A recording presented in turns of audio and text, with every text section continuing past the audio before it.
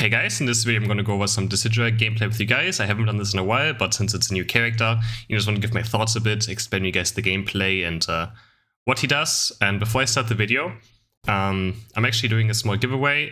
If you would like to win a 1-hour coaching session with me, feel free to leave a comment and just let me know what kind of Pokemon you would like to see in the future in this game, and also like the video. Alright, so Decidueye, I've been playing it a lot yesterday and I've been enjoying it a lot. How good is he? Pretty decent. Is he gonna be the new top tier jungler? Probably not, but he for sure has potential.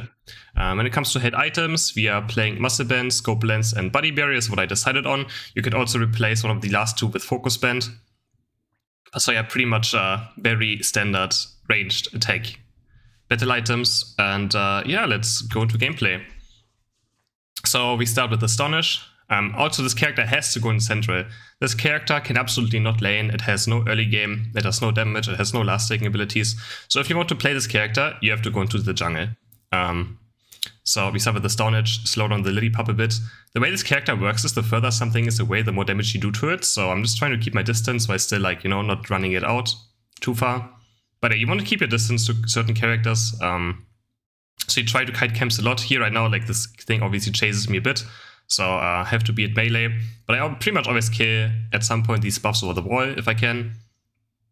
And just make sure that I kite it around at max range so we do optimal damage to it.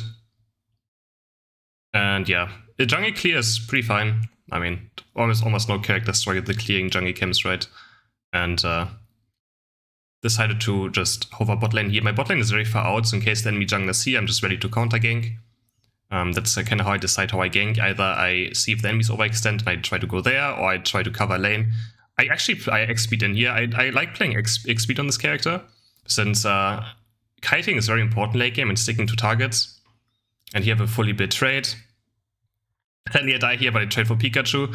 So the way his passive works, or his boosted attack works, no, his passive is the longer someone is far away, the more damage you do. But his auto attack passive is like Guard Chomp. He stacks up a attack speed bonus.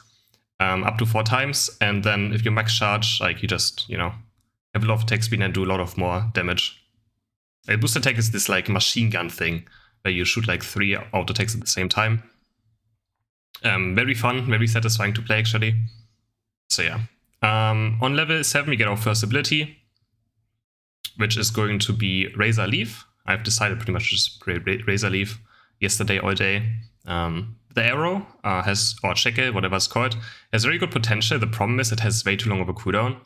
And I personally just preferred Razor Leaf. So I just X-speed Razor Leaf and just try to run team fights down, try to stay at the edge of my auto attack. So we level 7, get Razor Leaf. Again, kind of see if I can maybe cover one of my lanes a bit. In case the enemy junglers see, I'm here as well now, because my lane is very aggressive. And we just stay at max range, auto attack, auto attack. Now we can start proccing Razor Leaf. It makes your auto attacks go into multiple directions, and it also gives you attack speed. So you can do a lot of damage. And you can see me, as soon as the Venusaur appears, I already start walking back so that I'm in max auto attack range, and I just do much more damage. Already a 7.5. I'm going to recall again, get my second buff rotation. Try to be level 9 on Dreadnought. And yeah, on level 8 we get our next ability. So Astonish is just a, this is one of his basic abilities we have until now. It just targets one character and slows them. Now we have Shadow Sneak, which is just a better Astonish. It seeks out a target that is somewhere in your area. It slows them and gives you move speed, and also reduces the defense of the guy that Shadow Sneaked. And the nice part about Shadow Sneak is it also goes onto people that are hiding in like brushes and stuff. It just seeks out literally one target. It has a lot of range. Very powerful ability. Now we have level 9, got our Unite move. You will see that in a second how it looks like. I mean, you probably have seen it already anyways. So we just Shadow Sneak from far away, start auto-taking with Razor Leaf a lot, and his damage is actually quite good. The only problem is he's very easily killable. Here we just stay in range, use our ultimate. It's not really game-changing, it's an okay ultimate. Sometimes I actually just started using it as a... So what I do is when someone jumps me, I just ultimate for Body Barrier, cancel my ultimate, and just start auto-attacking. So it just shows you, like, this ultimate is okay, but sometimes I literally just use it to proc my Body Barrier and my Unite, you know, attack speed, and just run into my opponents and just start blasting them. But yeah, so what you want to do is, positioning is very important. You want to stay at the outer circle of your attack range as much as possible.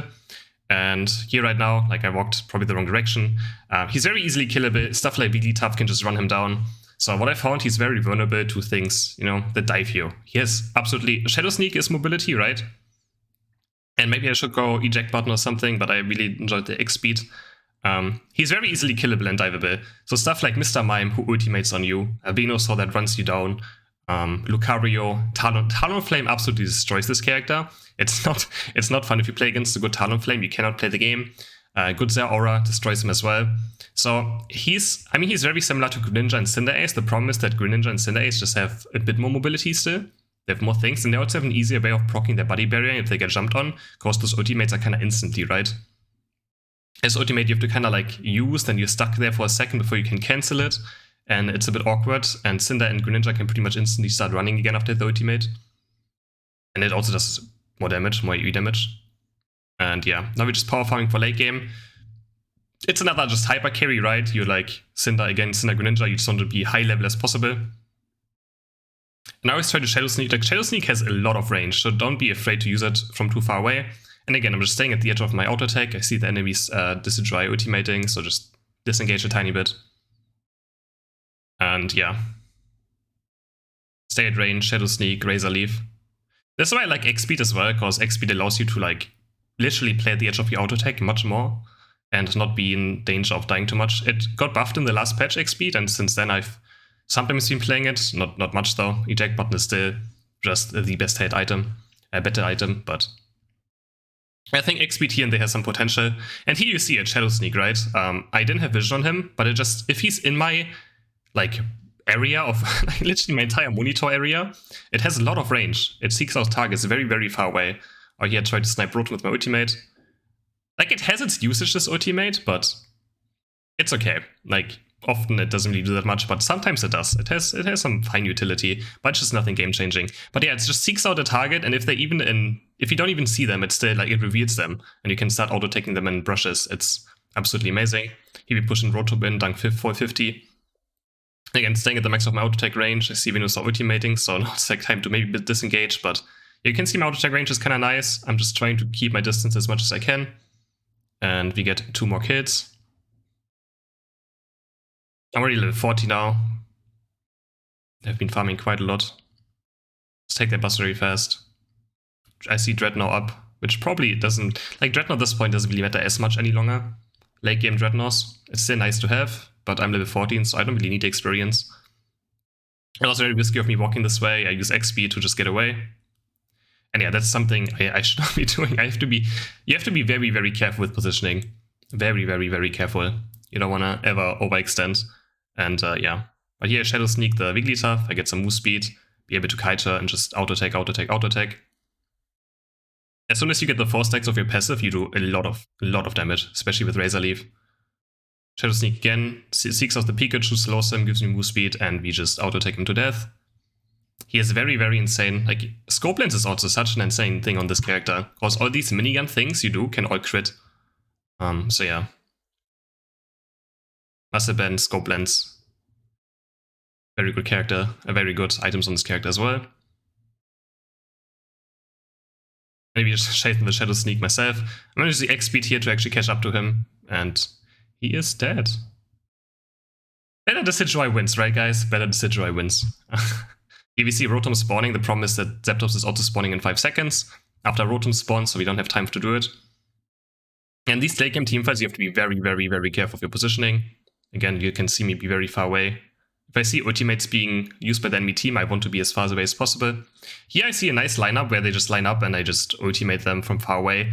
But the thing is though, like, I don't know what even does more damage, my ultimate here, or if I watch this with my team and auto-attacking. But obviously the ultimate is much safer, right? And we just team wipe them. And those are like the scenarios where his ultimate is good. Also, you have to be reminded it doesn't pierce, it only hits the first target. Those needed hit. But you can see how much damage he does to Zapdos as well. He burns objectives so fast. It's very, very fun. So he's like one of those classic hyper carries that you have to protect and play around. So if you play solo queue Decidueye, yeah, solo queue Decidueye is not that good. If you play with premates, he has potential. You need some support, some frontline. You need someone that peels for him. In those chaotic solo queue games where you play against Talon Flames and the Billion Assassins and Greninjas, he's gonna have a hard time finding its place.